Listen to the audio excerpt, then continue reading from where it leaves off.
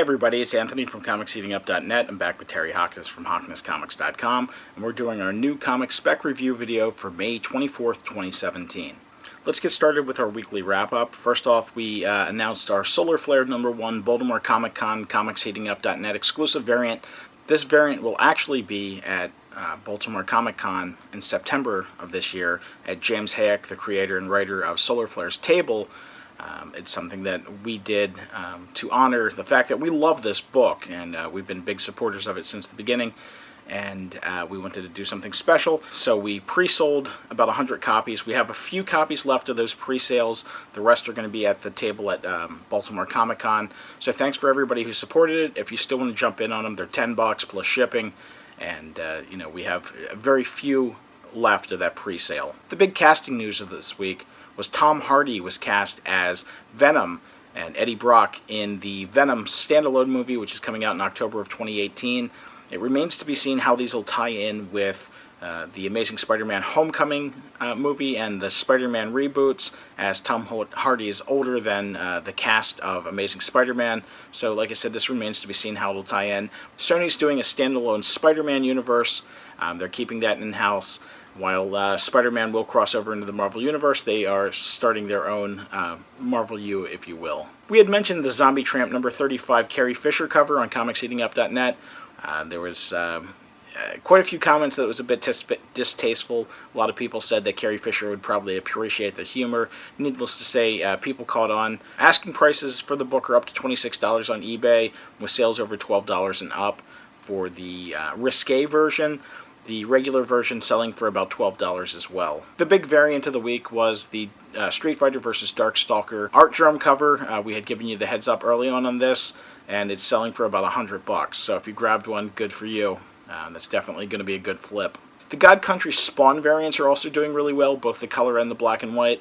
The color is going for about $10, and the black and white is selling for about $13.99. Sets of these are selling really well for around $25, so it seems better to bundle these two books together because people definitely want to get both of them. With the weekly recap out of the way, Terry, do you want to get us started on this week's new comic picks? Thanks, Anthony. Okay, I got a few picks that are kind of cool this week.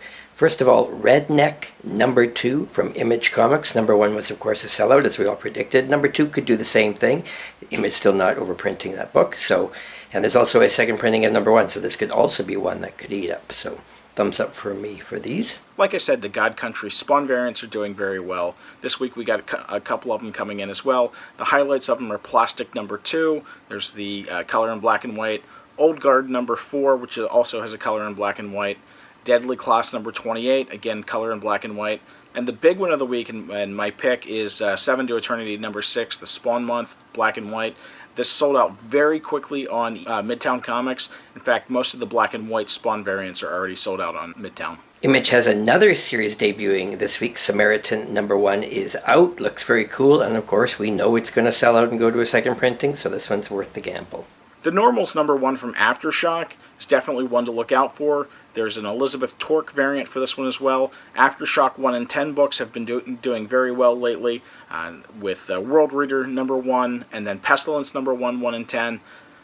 So definitely keep an eye out for that. The Normals #1 is out this Wednesday. It's sold out on Midtown. Moon Girl and Devil Dinosaur #19. This book's getting lots of buzz continually in the market, but not too many readers. The print runs are really small. Bit of buzz for this issue because it features the first appearance of Girl Moon, which of course is a play on the main character, Moon Girl.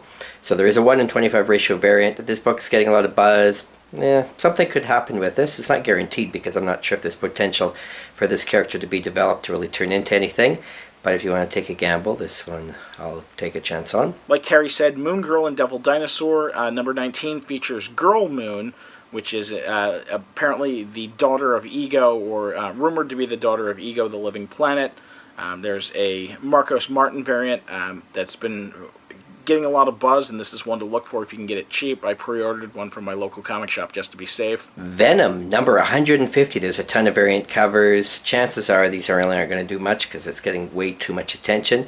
But of course there is a Del Auto variant, and I think this is the one, if I was going to gamble on any, would be this one. Great artwork as always. Just on my list here, you can see that you can read on my website HawknessComics.com, and I rank them out of 10. Most books I only give a 4 or a 5, so I'm not thinking they have too much of a chance. I don't normally spec on Boom books, but Victor LaValle's Destroyer #1 definitely looks good.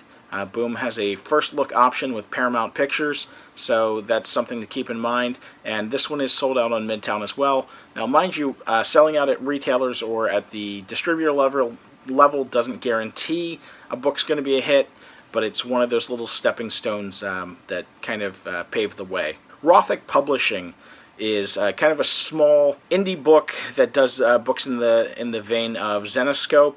They are extremely popular with their collectors, and this is one of those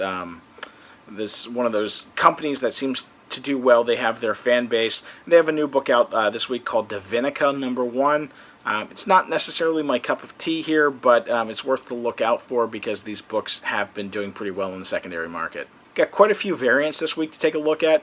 Elektra has been on fire lately. Elektra #4 has a Christopher Stevens variant that looks really good. This one's sold out at Midtown. Venom #150 has a lot of variants, like Terry said. There's 8 variants for the book from Marvel alone, and there's quite a few store variants.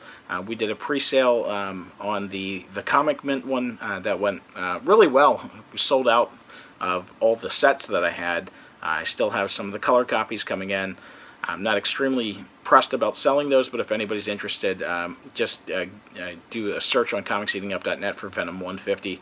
The big ones of the week are the Mark Bagley remastered colored and black and white.